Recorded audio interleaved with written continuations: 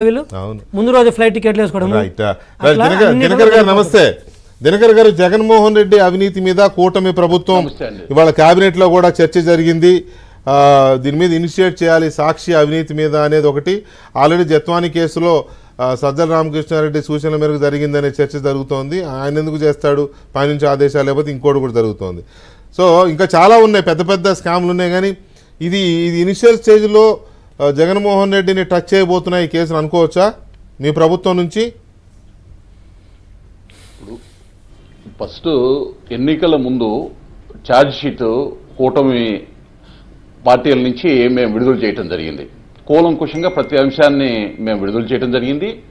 అందులోని అంశాలని ప్రతిస్పందిస్తూ ఇప్పటికీ 7 వైట్ పేపర్స్ని విడుదల చేయడం కూడా జరిగింది గౌరవ ముఖ్యమంత్రి గారు. అంటే ఒక క్రమ పద్ధతిలో ప్రతిపక్షంలో ఉన్నప్పుడు ఏ విధంగా ఈ ప్రభుత్వం చేసినటువంటి అరాచకాలు, అవినీతి ఏదైతే ఉందో ఆ అంశాలు ఆరోపణలు కేవలం ఆరోపణలకి పరిమితం కాకుండా శ్వేతపత్రం అంటే వాస్తవాలు ఏవైతే ఉన్నాయో ఈ ప్రభుత్వం చేసినటువంటి గతంలో 2019-24 మధ్య జరిగినటువంటి అన్ని రకాల అవకతవకలకు సంబంధించినటువంటి అంశాలు అందులో కూడా ఏమైంది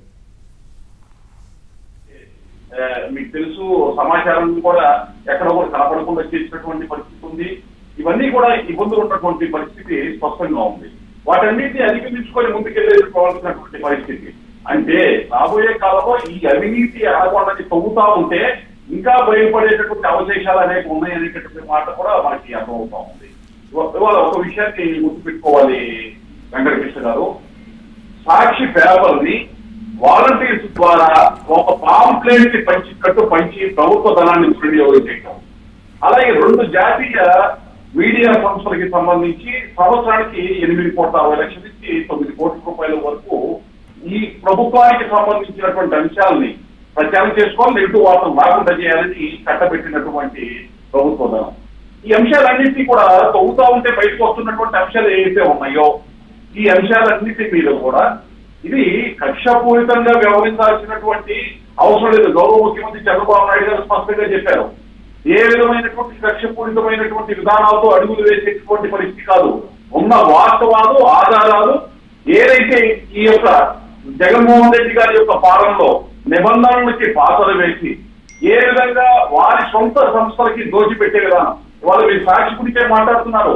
దానికి ముందు ఏదైతే బియ్యం పంపిణీ చేసేటటువంటి సంచులు, అలాగే సివిల్ సప్లైస్ కార్పొరేషన్ నుంచి సప్లై చేసేటటువంటి ఆ పదార్థాలకు సంబంధించినటువంటి బస్తాలకి సంబంధించి కూడా భారతి ఈ కంపెనీ దాదాపు అడ్వాన్స్ గానే ఒక 500 కోట్ల అపనంగా ఖర్చు పెట్టినటువంటి అంశం ఉంది. ఎందుకంటే ఇలా చెప్పుకుంటా పోతే కోకోలలో ఇవాళ భారతీ సిమెంట్ కానీ, అలాగే భారతీ సిమెంట్ కూడా ప్రభుత్వానికి సంబంధించినటువంటి, లేకపోతే ప్రభుత్వం ఏదైనా కాంట్రాక్ట్ ఇస్తే వాటిని చెల్లించాలనేటటువంటి వారికి దాన్నే వినియోగించాలనేటటువంటి విధమైనటువంటి మాట కూడా సాగింది. అని ఒక మాట సాక్షికి సంబంధించి కానీ, భారతీయ సిమెంట్ కానీ, లేకపోతే ఈ బ్యాగులకు సంబంధించిన అంశాలు ఏదో ఎవరైనా ప్రశ్నిస్తే ఈ వ్యాపారాల్లో నా పేరు లేదు, నేను లేను, నాకు సంబంధం లేదు. ఎవరైనా 5,40,00,000 మంది జనాభా ఉన్నటువంటి ఆంధ్రప్రదేశ్ ప్రజల్లో చిన్న పిల్లవాడిని అడిగినా కానీ సాక్షి అయింది కాదు, భారతీయ సిమెంట్ అయింది కాదు, భారతీయ గ్రాన్యూల్స్ అయింది కాదు అంటే ఎవరు కూడా నమ్మకం కానటువంటి పరిస్థితి. భారతి గారు తప్ప ఆవిడ పేరు మీద ఏమున్నా ఆయనే కాదు. తప్పనిసరిగా పారదర్శకంగా ఎంక్వైరీ జరగటం, ఎవరైతే తప్పులు చేశారో ప్రజా కోర్టులో నిలబెట్టడం, న్యాయస్థానంలో నిలబెట్టడం. రైట్. ఇక మనం కూటమి ప్రభుత్వం 100 రోజుల పాలన